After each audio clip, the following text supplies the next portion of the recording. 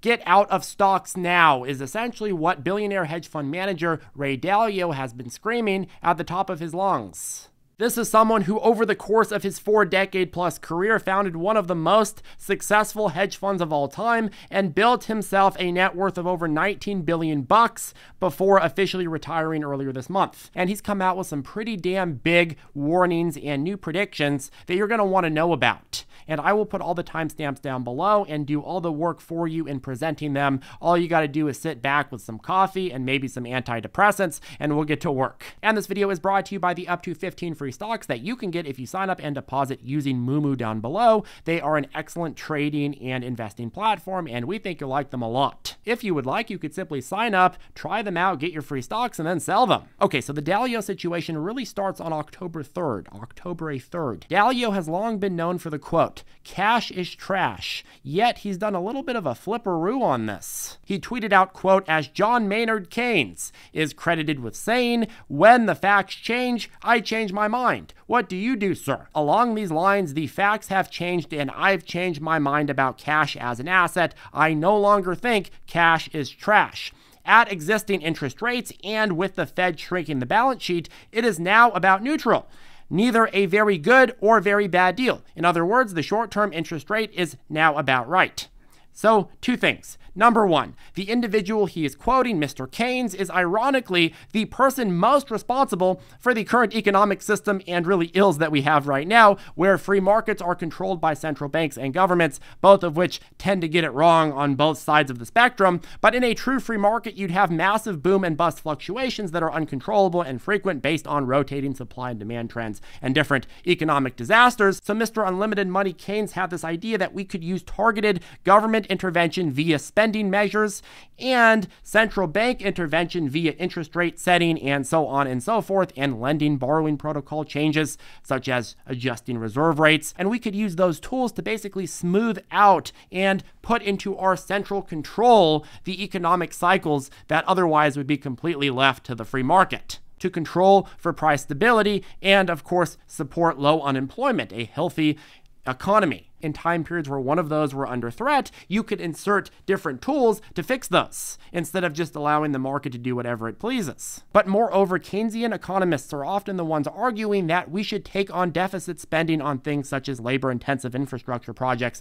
to stimulate employment and stabilize wages during economic downturns as well. AKA, if you're in a massive rut, just borrow a ton of money and then spend it, and then everything's going to recover. However, of course, in recent decades, policymakers have taken his theories to the extremes, where central banks were essentially stimulating at a pace of free money and governments were borrowing and spending at a pace of many times GDP, creating huge bubbles and then huge periods of economic destruction. Instead of free market cycles where you would be on an ocean that goes like this, instead it smoothed out the ocean, and then all of a sudden you get a massive tsunami and it would go back and forth, and then it would go back to smoothing out until you get the next massive tsunami. His theories create long stretches of stability and then massive instability, because the truth is that while you can smooth over economic cycles, well, the production and your supply and demand still eventually have to catch up. And in fact, every single cycle, his theories are taken to a more extreme level. And in fact, in 2020, we used his theories to try to avoid an economic collapse by pulling forward economic goods and services during a time period where most of the economy was shuttered and not producing new goods and services. Thus, we essentially skirted and padded a lot of the economic bludgeons that would have happened if we just allowed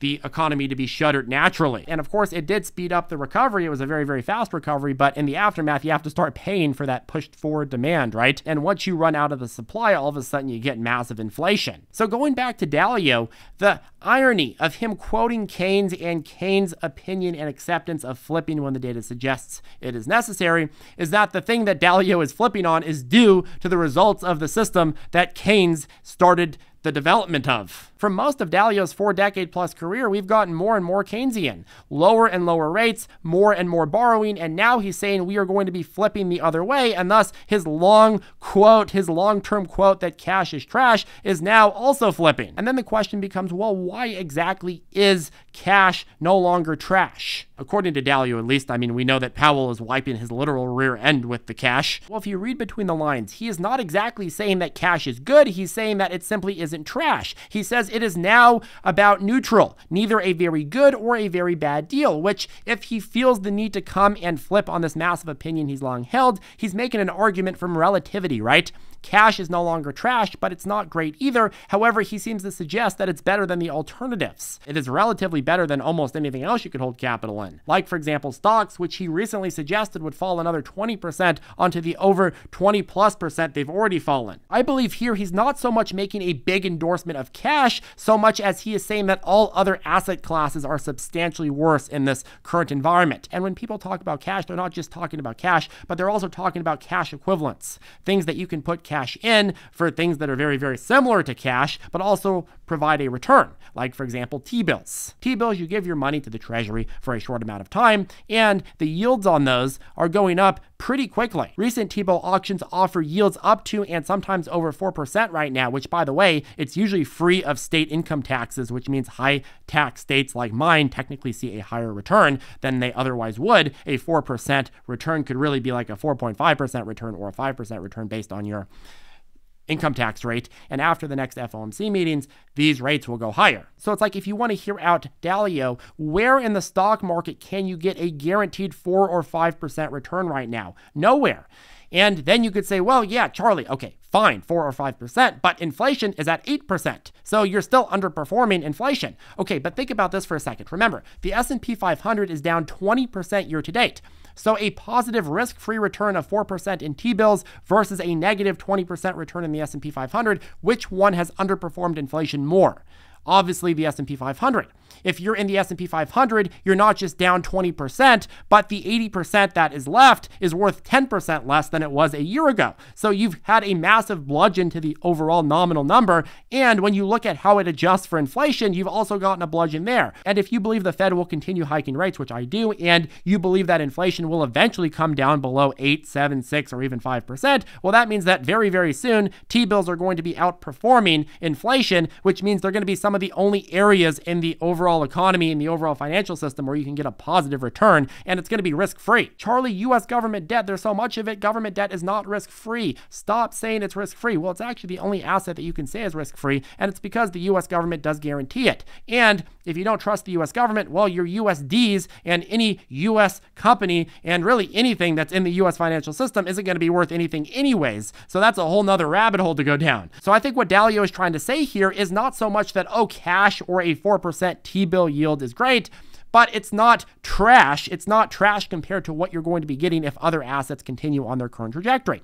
So at the Greenwich Economic Forum, Dalio just said, quote, the Fed and government together gave enormous amounts of debt and credit and created a lurch forward, a giant lurch forward, and created a bubble. Now they're putting on the brakes. So now we're going to create a giant lurch backward. So this is something that we talked about a little bit earlier, and these are in his words, but this is a pretty damn simple concept if you think about it. If you are in an environment where the economy is shut down and you attempt to lurch forward with extreme government intervention and spending and borrowing, eventually you'll have to pay for that by doing the exact opposite of it to cancel it out. All of the pain that you skipped in the previous cycle needs to be felt and needs to be dealt with. Either pay for that by lurching backward by destroying your economy for a time period, or you'll allow inflation to get out of control, which will eventually destroy the economy anyways.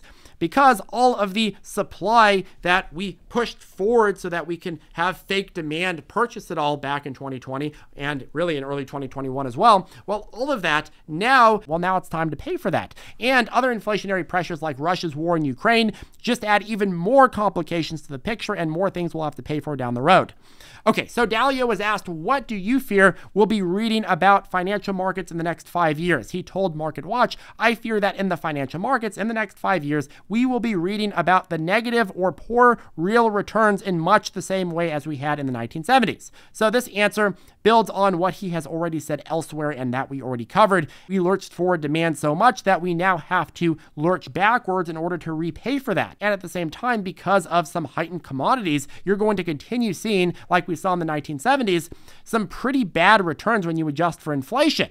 And when you consider that he also thinks the cash is no longer trashed, but he continues to think that inflation is going to be bad, well, that really tells you his thought process on how bad the overall situation is going to be in the next 5 years. But the other thing is like, hey, if cash is becoming more competitive, if the risk-free return is becoming more competitive, well, then all of a sudden that drags so much cash out of the stock market, which means less available capital for businesses to grow and less alpha that the market is going to generate over other periods of time. So then when asked, where will the market opportunities be over the next 5 years, he went and talked about certain areas in Asia, but then commented on the need to diversify portfolios. Quote, portfolios are too concentrated in equity-like assets. They go up and down together. I think we're going to see a bright spot coming in terms of better portfolio construction to create better balanced portfolios, to have less volatility and to move through that. We're going to see more attention paid to inflation-adjusted returns than nominal returns. So a move away from equity-like assets, a new focus on inflation-adjusted returns and less volatility. What is he talking about? What does it sound like he's talking about? What kind of assets? Well, it sounds like he's talking more and more about precious